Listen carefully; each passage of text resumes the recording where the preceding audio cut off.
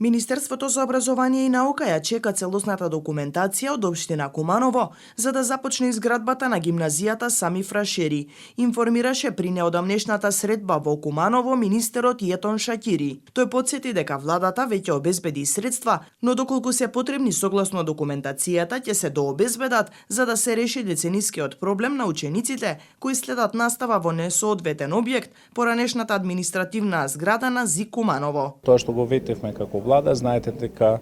како Министерство за образование и наука обезбедивме средства од нашите средства што ги имавме во делот што треба да го реализираме 2023 година, но исто така владата со одлука ни дообезбеди и буџетски средства за 2024 година. Но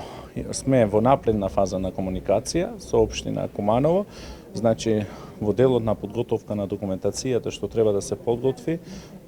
од општина ми е ветено дека во најбрз можен рок во овој период ќе се комплетира целосна документацијата, што значи дека ќе имаме документација со дозвола за градба во тој дел кај што треба да се изгради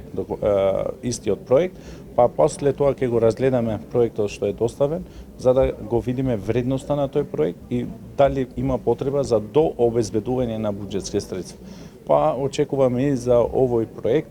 после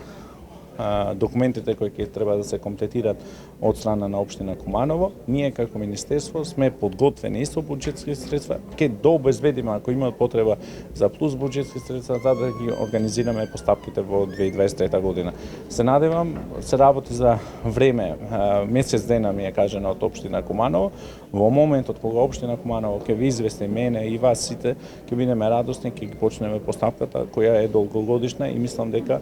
тогаш се очекувам економскиот оператор и тука да го реализира како што треба изградбата на таа гимназија. Владата на истата седница лани донесе одлука за отпочнување постапка за изградба на нов училишен објект за учениците од Сами Фрашери и за санација на покривот на браќа Миладиновци и Крсте Мисирков.